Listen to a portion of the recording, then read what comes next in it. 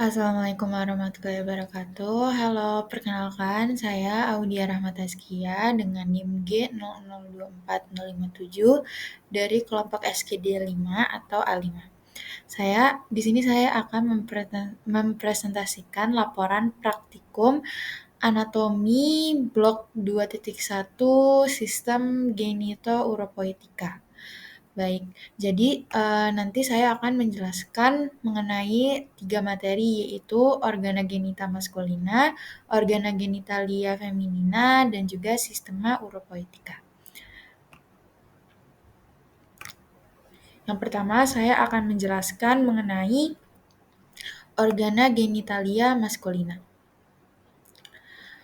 Soalnya itu yaitu jelaskan secara runtut mekanisme ereksi dan ejakulasi.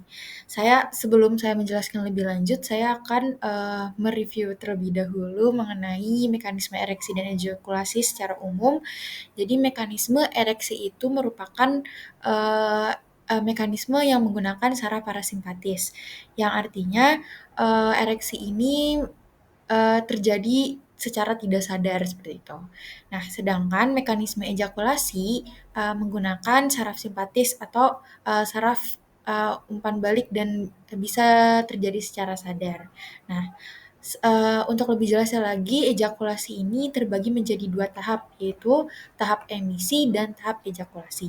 Tahap emisi sendiri itu nanti substansia ejakulasi dari organa genitalia maskulina interna akan menuju uretra atau menuju ductus ejaculatorius. Sedangkan ejakulasi sendiri merupakan tahap yang selanjutnya itu ejakulasi, yang dimana substansi ejakulasi itu akan keluar ke ostium uretra externum. Yang dimaksud dengan substansi ejakulasi ini adalah semen yang berisi sperma, spermatozoa, dan bahan-bahan pelengkap lainnya atau penyokong dari spermatozoa ini. Baik, saya akan langsung menjelaskan secara lebih rinci mengenai ereksi dan ejakulasi. Baik, untuk mekanisme ereksi sendiri terjadi dengan beberapa tahap atau rangsangan. Nah, reseptornya ini tidak hanya dari reseptor indera. Indera ini maksudnya bisa dari melihat, meraba, atau bisa juga mendengar. Nah, jadi reseptor dari ereksi ini memiliki banyak jenis, yaitu bisa dari indera, impuls taktil, dan impuls taktil ini di glans penis atau di bagian paling pinggir dari bagian paling ujung dari penis. Nah, ereksi sendiri menggunakan serabut eferen yang nantinya akan dibawa oleh nervus dorsalis penis, lalu akan menuju nervus pudendus, lalu akan menuju cornu posterior segmen sakral 2-4 dan masuk interneuron dan ke sentrum atau ke pusatnya. Nah, di sentrum pusat ini menggunakan nukleus intromediolateral di cornu lateral medula spinalis tinggi sakral 2-4 atau sentrum genitospinale. Nah, setelah menggunakan serabut eferen akan terjadi timbal balik, yaitu di serabut eferennya menggunakan nervus erigentes atau nervus splenopelvici dan nanti akan diteruskan ke plexus cavernosus yang berada di penis. Nah, tadi laju rambatnya sudah terjadi reaksi dari eferen, nanti efektornya itu akan terjadi kontraksi dari musculus ichthyocavernosus sehingga akan terjadi vasodilatasi arteri profunda penis dan arteri dorsali penis. Nah, maksudnya itu adalah yang tadinya arteri profunda penis dan dorsalis penis yang tadinya mengecil, dia akan menjadi lebih lebar sehingga penis itu nanti akan lebih besar seperti itu. Nah, nanti akan dilanjutkan ke arteri helicini dan sehingga caverna corpora cavernosanya terisi dengan darah. Nah, sehingga tunika albuginianya akan terenggang dan nanti vena dorsalis profundanya terjepit dan sehingga terjadi ereksi.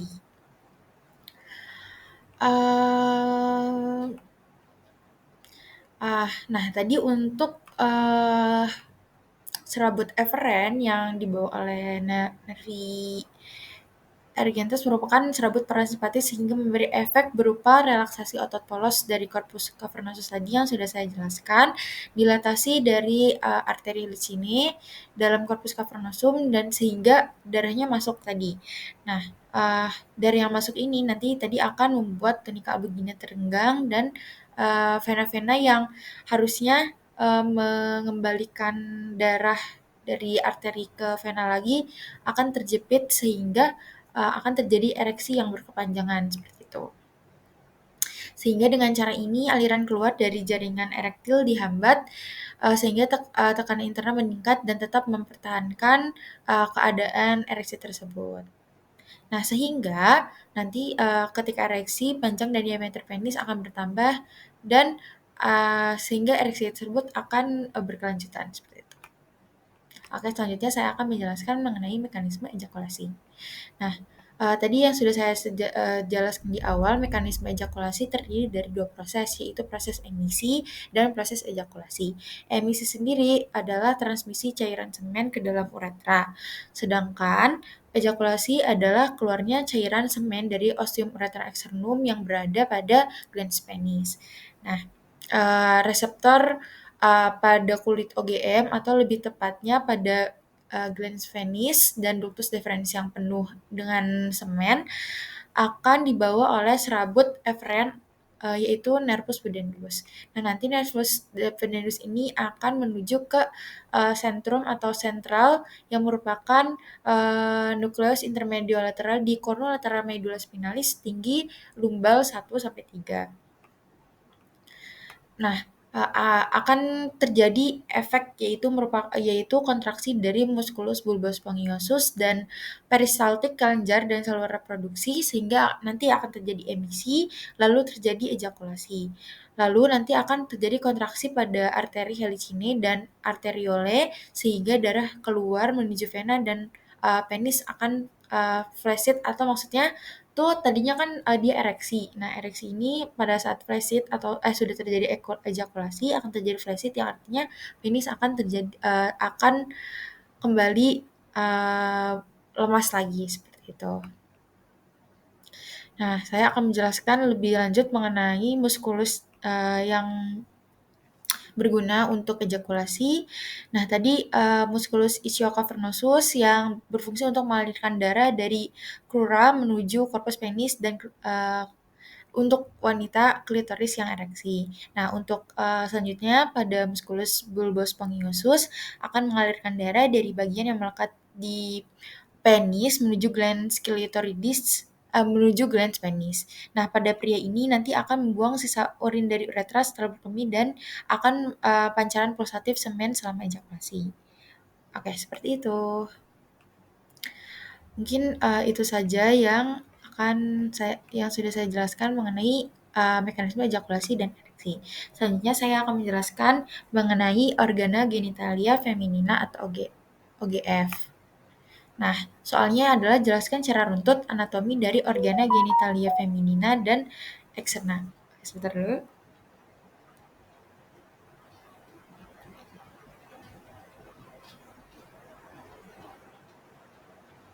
Oke, baik. Untuk OGM ini secara soal saya akan menjelaskan mengenai bagian eksternanya saja. Baik, ini saya akan menjelaskan OGM secara lebih jelasnya. Oke, jadi saya akan menjelaskan lebih lanjut mengenai beberapa bagian saja, tidak semuanya. Nah, yang pertama itu adalah mons pubis. Mons pubis ini adalah area kulit yang menonjol menutupi simfisis osis pubis yang biasanya itu ditutupi oleh rambut-rambut. Nah, rambut-rambut ini disebut dengan pubes atau rambut pubis. Nah, bagian ini itu paling atas dari bagian OGF eksterna. Jadi di atas banget sebelum masuk ke area lebih genital dari OGF-nya. Nah, selanjutnya ada klitoris. Klitoris ini merupakan organ erektil yang homolog dengan glans penis pada pria. Yang kalau di di gambar ini ada namanya glans klitoris. Nah, itu sama aja kayak klitoris. Selanjutnya itu yaitu labia mayora yang labia mayora ini merupakan pelipatan kulit yang menonjol dan membentang ke arah cauda dorsal dari mons pubis. Nah, jadi mons pubis ini ke bawah akan membentuk kayak sebuah ruangan menonjol gitu. Nah, itu namanya labia mayora dari OGF eksterna. Nah, labia mayora ini homolog dengan skrotum pada pria dan ke arah anterior dan posterior labia mayora akan saling membentuk saling bertemu dan membentuk commissura labiorum anterior et posterior yang terdapat di bawah bagian vitalnya itu sebelum anus. Nah, selanjutnya yaitu labia minora. Labia minora sendiri merupakan pelipatan yang tidak mengandung lemak dan kulit yang tidak berambut. Nah, labia minor ini terletak di antara kedua labia mayora dan labia minora ini membatasi bagian lateral dari ostium ureter externum atau keluarnya pipis dari wanita dan orifisium vaginae atau lubang vagina dari wanita. Nah, pada wanita yang sudah pubertas, akhiran dari posterior dari labia minora dextra et sinistra akan berhubungan dan membentuk frenulum labiorum pudendi atau faucet. Atau di sini bisa lihat, nah ini di bawah glans klitoris. Nah, ke arah anterior, setiap anterior labia minor terbagi menjadi lapisan atas yang berjalan di atas klitoris membentuk perlipatan yang saling membentuk tutup dari glans klitoridis disebut prepotium klitoridis. Nah, di lapisan bawahnya itu akan berjalan di bawah klitoris dan saling membentuk frenulum klitoridis. Oke, lanjut di vestibulum. Vestibulum itu merupakan ruang yang dikelilingi dari labia minus yang menjadi muara dari ostium ureter externum, ostium vaginale, dan ductus glandula vestibularis mayor dan minor.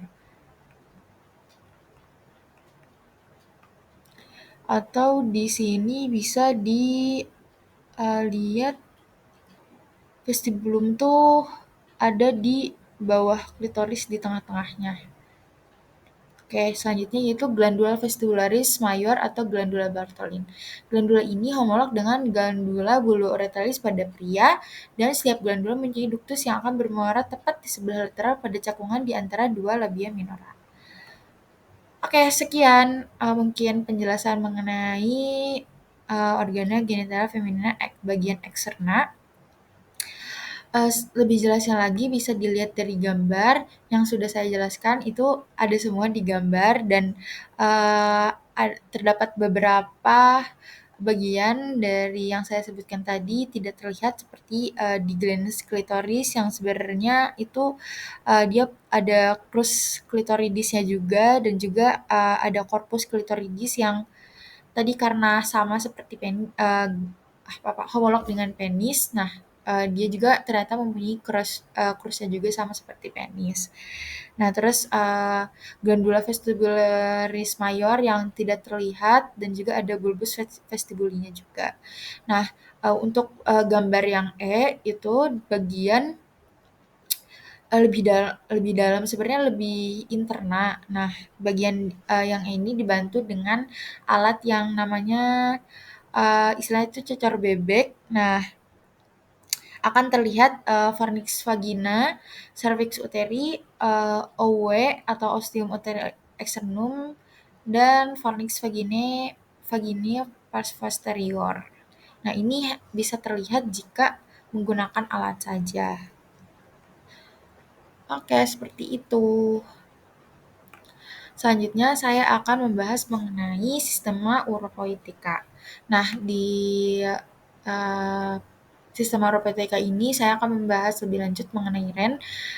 Saya akan membacakan soalnya terlebih dahulu. Jelaskan anatomi dari REN beserta vaskularisasi dan inervasinya. Nah, baik. Yang pertama saya akan menjelaskan mengenai anatomi ginjal terlebih dahulu. Ginjal sendiri, ginjal atau REN sendiri memiliki kapsula dan juga lapisan fibrosa yang nantinya lapisan fibros yang terdiri dari lapisan fibrosa dan juga nantinya ada lemak-lemak dan nantinya itu kapsulanya itu dan lemaknya itu akan saling bertemu atau berbarengan. Nah, nanti akan disebut dengan apa ya? Saya lupa. Oke, nanti lanjut kalau ingat lagi. Nah, yang pertama itu di bagian luar itu ada kapsula fibrosa. Nah, untuk di ginjal sendiri akan terbagi menjadi dua, yaitu bagian korteks dan bagian medula. Korteksnya sendiri itu di bagian setelah kapsula dan medulanya sendiri itu bagian lebih dalam. Uh, Oke, baik. Nah, terus selanjutnya ginjal sendiri berhubungan langsung dengan ureter, sehingga sebelum ureter itu dia akan uh, sebelum masuk ureter dia akan membentuk pelvis renalis. Nah, nanti akan lanjut ke ureter. Nah, terus di bagian ginjal sendiri nanti akan ada beberapa arteri dan vena yang masuk akan membentuk hilus. Nah, selanjutnya saya akan membahas struktur interna lebih lanjut mengenai oh, yang kapsula fibrosa dan lemak yang menyatu di ren itu membentuk fascia gerota namanya. Oke, selanjutnya saya akan menjelaskan lebih lanjut mengenai struktur interna dari ren. Yang pertama itu ada korteks dari ren yang membentuk kolumna renalis bertini. Nah, struktur ini terdapat di antara piramidis renalis. Nah, kalau nggak yang mana sih piramidis renalis itu? Yang terlihat seperti segitiga dan itu merupakan medula juga. Nah, selanjutnya ada arcus corticalis yang merupakan lengkungan yang menghubungkan antara kolumna renalis dan medula renalis. Oke, selanjutnya ada piramidis renalis yang tadi masih berbentuk konus atau seperti segitiga. Selanjutnya ada papilla renalis yang merupakan apeks dari medula renalis yang menghadap sinus renalis. Selanjutnya ada foramina papillaria yaitu lubang-lubang di ujung papilla renalis dan muara ductus papillaris bertini. Selanjutnya ada calyx. Calyx ini terdiri jadi dua yaitu minor dan mayor. Yang minor sendiri masing-masing akan terhubung dengan satu atau lebih dari papilla renalis, sedangkan jika calyx mayor merupakan gabungan dari calyx minor. Selanjutnya ada pelvis renalis yang merupakan gabungan calyx mayor yang akan menjadi ureter. Dan selanjutnya ada sinus renalis yang merupakan pelebaran dari hilus. Oke, selanjutnya saya akan menjelaskan mengenai vaskularisasi dari ginjal. Nah, ginjal sendiri merupakan uh, tempat filtrasi dari darah. Nah, jadi di ginjal akan terdapat banyak vaskularisasi atau arteri-arterinya karena memang tadi ginjal sendiri fungsinya untuk apa tadi filtrasi darah. Nah, uh, sebenarnya arteri utama dari ginjal itu adalah arteri renalis. Nah, uh, namun arteri renalis ini di dalamnya akan membentuk segmen-segmen lagi, nah menjadi segmental arteri. Nah, segmental arteri ini akan lanjut menjadi interlobar arteri, lanjut jadi arcuata arteri yang masuk ke segmen-segmennya tadi lebih masuk, dan akan masuk ke interlobular arteries. Nah, lanjut akan masuk ke afferent arterioles. Nah, dari afferent ini akan masuk ke glomerulus. Nah, glomerulus capillaris ini nanti akan timbal balik setelah filtrasi itu akan balik lagi ke efferent arterioles. Nah, selanjutnya masuk ke peritubular capillaris yang nanti akan langsung masuk ke vena. Vena yang pertama ada vena interlobular vena, lanjut ke vena arcuata, vena interlobar dan masuk nanti akan keluar ke vena renalis. Oke. Oke, saya akan menjelaskan lebih lanjut. Jadi vasa arteriosa yang menuju ren adalah arteri renalis tadi, yang merupakan yang muaranya adalah aorta abdominalis. Nah, nanti akan masuk ke arteri renalis baik dextra maupun sinistra dan membentuk ramus anterior ramus posterior yang akan masuk ke hilus. Nah, nanti akan masuk tadi ke arteri lobaris atau ramus primaris masuk ke piramidis renalis. Nanti akan masuk lagi ke arteri interlobaris, berjalan di kolumna renalis, dan masuk ke arteri arcuata, berjalan di basis piramidis renalis. Dan masuk ke interlobularis, selanjutnya ke arteri eferen, dan glomerulus akan membawa darah ke glomeruli akan membawa darah ke glomerulus. Nah, glomerulus ini berhubungan dengan kapsula Bowman akan membentuk korpus glomeruli untuk difiltrasi menjadi urin. Nah, sebagian kecil darah tidak akan difiltrasi melainkan tetap mengalir di glomerulus menuju arteri aferen glomeruli. Nanti akan lanjut lagi ke arteri rekta yang berfungsi untuk reabsorpsi di tubulus ginjal. Oke, seperti itu. Nah, selanjutnya yaitu inervasi dari ginjal. Inervasi dari ginjal sendiri itu berhubungan juga ke suprarenal glands atau jaringan lemak yang ada di atas ginjal. Nah, uh,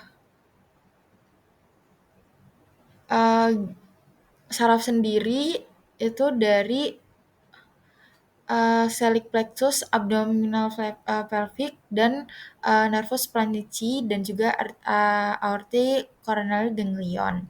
Nah, plexus renalis sendiri terbagi menjadi 3, yaitu somatic afferent, yang merupakan nervus planici thoracici, dan simpatis nervus splenincus major dan nervus splenincus minor, dan juga yang terakhir parasimpatisnya yaitu nervus vagus. Oke, sekian. Terima kasih.